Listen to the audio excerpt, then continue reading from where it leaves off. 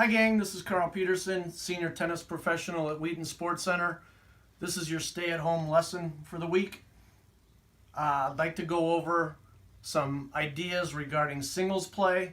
Some of you may already know this, but if you haven't, this is probably the most important thing I can instill at kids or any singles players as far as court positioning, shot selection, etc.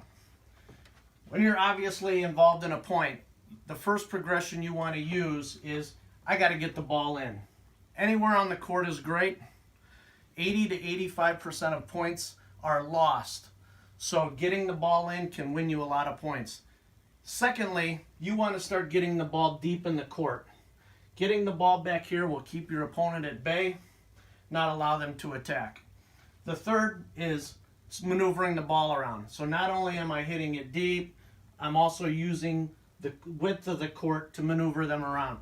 Lastly, I want to add pace, and at times I might need to take pace off the ball. So mastering that is what you see on the professional tour. The pros can do that on a regular basis. Now, to pick up where you hit shots and why.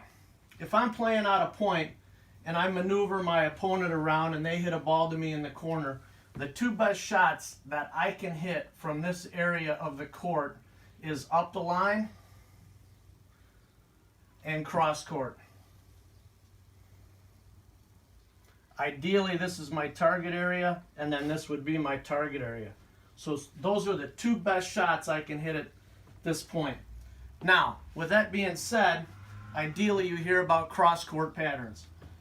Hitting cross court allows you to hit over the lowest part of the net. The court is longer diagonally than it is up the line. Also, when I hit up the line, I'm leaving my cross court wide open. Lastly, when I hit a shot cross court, it allows me to recover to the same side. And what I'm going to show you right now is how that works. So,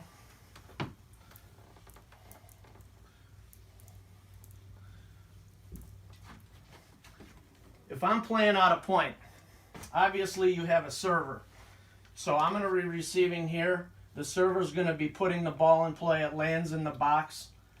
If I hit this ball cross court, my opponent's going to head it down. I'm going to recover to this side of center because I'm now in the middle of the two best shots they can hit, which would be up the line or cross court.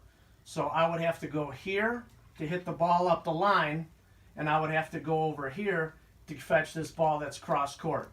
The middle of those two is slightly to the center. So now, if we're playing out a point again and the ball is served to me, and I hit the ball cross court, that allows me to recover just to this side of the center. If they hit a ball again cross court, notice how my opponent is to that side of center as well. If I do decide to hit a ball up the line, notice how that's leaving my court wide open. So then I need to recover to this side of center. So I'm creating more running for myself. So now they hit a ball cross court. I go to fetch it. Notice how my opponent is a little bit to that side of center. Now if I hit a ball down the middle, that allows me to recover to the middle. So every time I hit a ball cross court, again, I'm playing a low risk, and if my opponent's hitting the ball up the line, they are creating a higher risk. One of the hardest things to do in the game is to change the direction of the ball. So, when do you hit a ball up the line?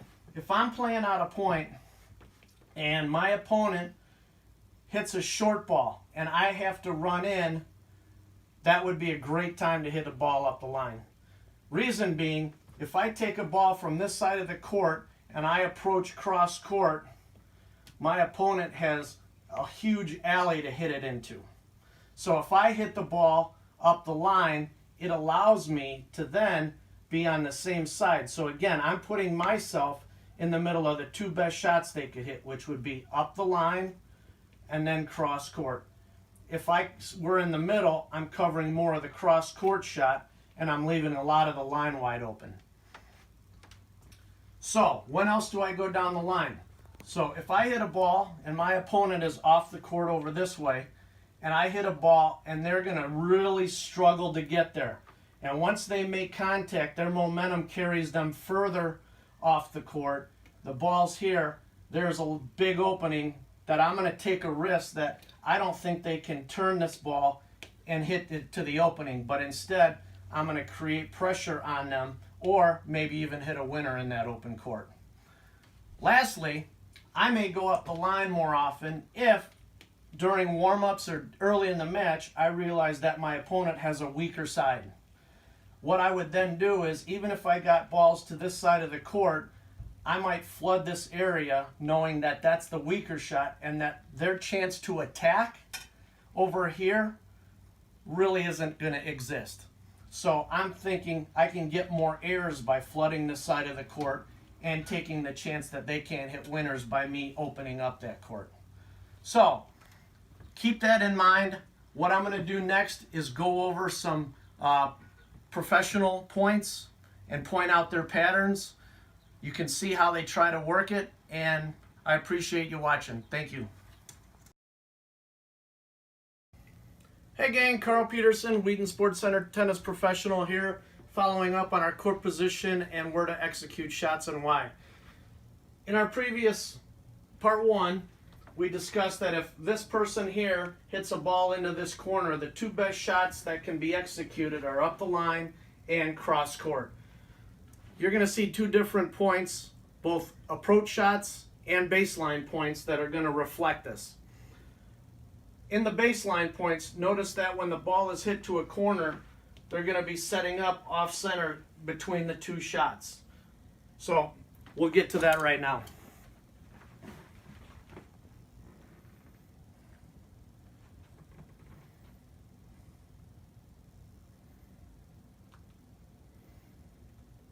Notice in this situation, Rafael Nadal has hit the ball cross court. He is setting up to this side of center because Roger's two best shots would be angled here or up the line. Roger feels he has a slight advantage, so he will take the ball up the line here.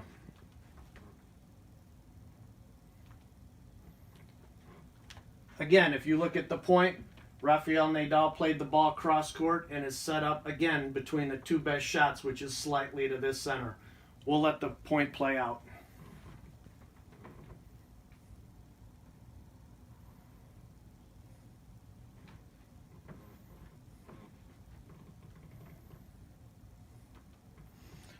On that particular ending, you can see Rafael Nadal played the ball up the line.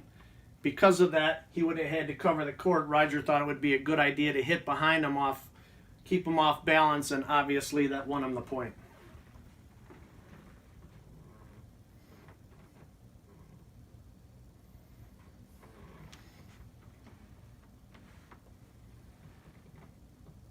Notice how he's able to step in, take the ball early. The depth on that shot, that's a great heavy ball right there.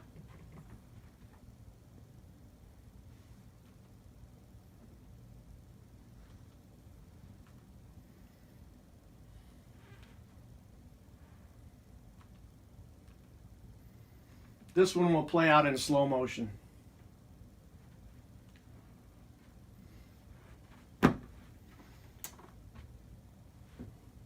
Notice again how Rafael Nadal's setting up there. Roger's setting up there.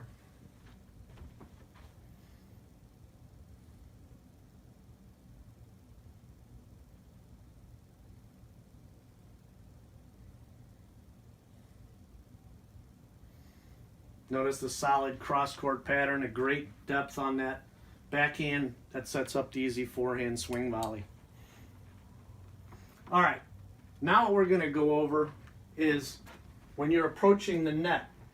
On these two different shots, Roger approaches the net but chooses to take a ball that's short and playing it cross court with Rafael Nadal already on this side of the court. I'm a little surprised because Rafa prefers his forehand, but he could have gone up. So you'll see this in this point here.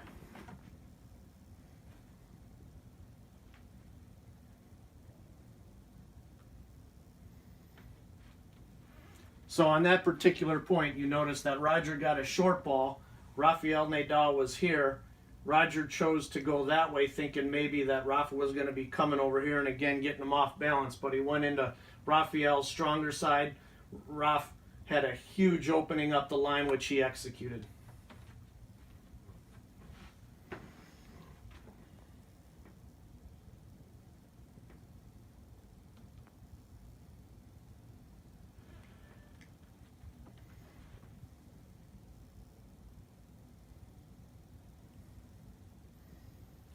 That's just a great 1-2 punch.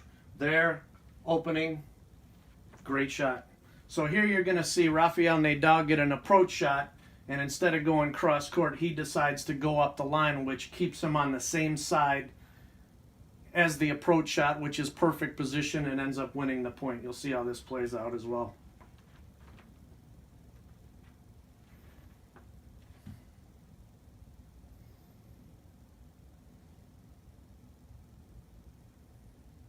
Notice how he's going to choose to go up the line, keeps him on the same side of the court. Great positioning, well executed point. I hope this helps you with your shot selection and your court position. It's fantastic that you guys get to see this live, and if you can learn this, you're going to be way better off. Stay safe and hope to see you soon.